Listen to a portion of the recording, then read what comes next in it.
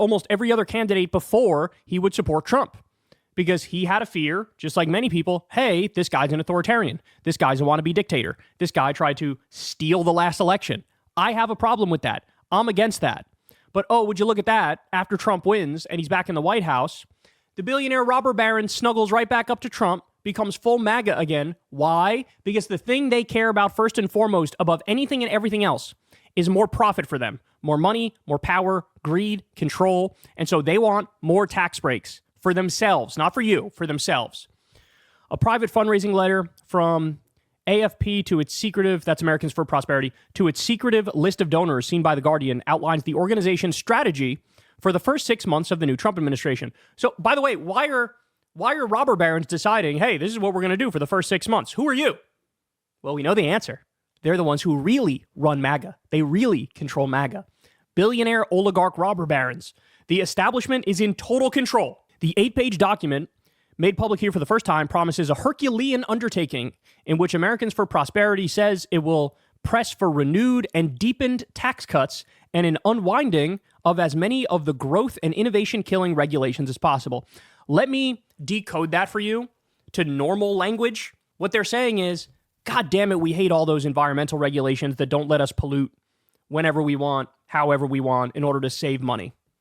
God damn it, we hate all those clean air regulations, clean water regulations, labor protections. We hate all that because it gets in the way of profit. It gets in the way of us having total control.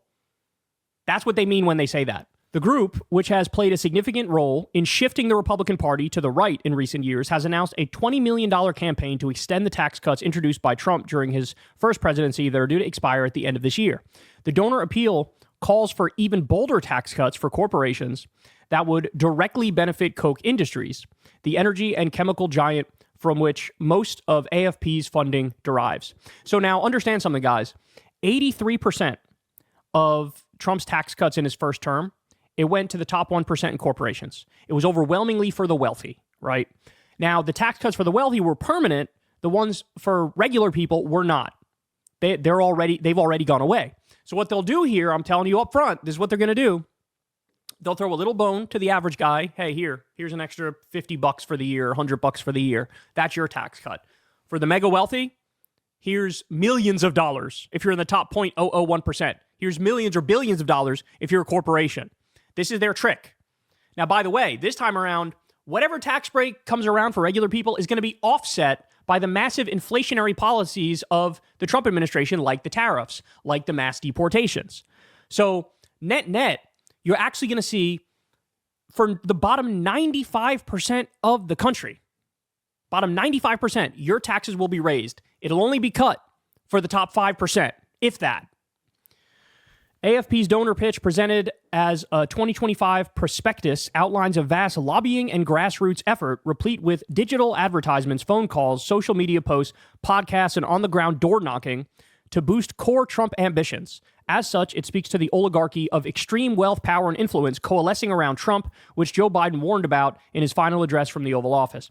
So in other words, they're saying, we're going to do a full court press here.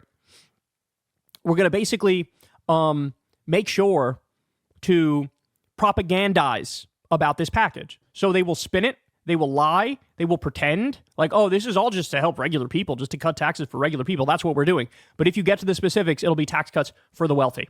Again, digital advertisements, phone calls, social media posts, podcasts. Hey, just so you know, this is the role Joe Rogan plays now, just so you're aware. He can't go a few weeks without having on some robber baron who he gives a hot stone massage to, whether it's Mark Zuckerberg or Elon Musk or Mark Andreessen, whoever it may be. I mean, he's had so many of these guys on. Peter Thiel. He had Peter Thiel on. The guy who looks like he drinks the blood of babies. Like, what are we doing here? What are we doing here? So he will be one of their choices. Send somebody out to make the case for these tax cuts, lie about them, pretend like they're for regular people when they're for the wealthy. Trump's inauguration on Monday gave tech billionaires, including Elon Musk, Facebook's Mark Zuckerberg, and Amazon's Jeff Bezos front row seats. Charles Koch, one of the world's richest people, is now joining the list of oligarchs seeking to enhance Trump's second presidency in mutually beneficial ways. So guys, this is what they do, right? This is what they do. They are looking for an ROI, return on investment. And they say, hey, we'll spend $20 million up front. will really try to do propaganda for this administration and for tax cuts, right? And then we get everything we've ever wanted. And this was always the end game of MAGA. This was always the end game of MAGA. Their goal is, let's remove the middleman. Let's stop having any barriers in our way. We just want the robber barons to run this country, right? They already de facto run it through, basically legalized bribery, campaign contributions, the politicians representing them and not representing the people. They already have a stranglehold. But Trumpism is the final form of this. That's why he was surrounded by all the robber barons during his inauguration. All the wealthiest people in the world were on stage with him. And this is the end game right here. Let's cut out the middleman. Let's give the president all the power, and we control through him. He does our bidding. And at the end of the day, their number one thing will always be massive tax cuts for the wealthy, deregulation. The other thing is they will literally loot the treasury. They'll get corporate welfare themselves. So socialism for them, rugged, individualistic, dog-eat-dog capitalism for you. Laissez-faire to the max for you. Pull yourself up by your bootstraps and shut the fuck up. But for them, they could loot the treasury. So this is their plan. Guys, again, this is the end game. And remember, with them having total control, there's actually one more step, which would be even more terrifying if they were to take it. It's laid out by Curtis Yarvin, who's the ideological thought leader for a lot of these people, including Peter Thiel, including J.D. Vance, who's a puppet of Curtis Yarvin. And Curtis Yarvin believes in the Dark Enlightenment.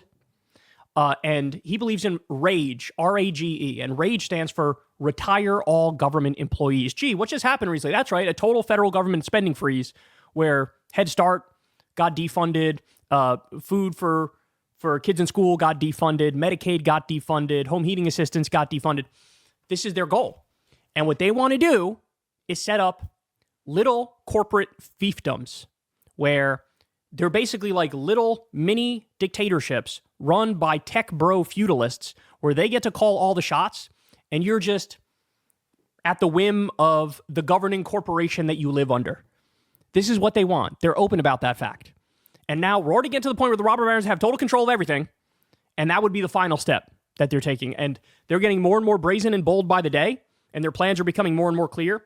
My guess is this $20 million investment to lie and propagandize and push through these tax cuts. I mean, what's the ROI on that? What are they going to get back? 50 billion? 100 billion? It's the easiest move in the world for them to do that. And then the more they amass money, the more they amass power, they're letting it all hang out. They're letting it all hang out. This is the plan. Hey, y'all, do me a favor and like and subscribe. It helps out big time in the algorithm. Click the bell as well for notifications when videos drop, and watch that video on screen right now. You know you want to.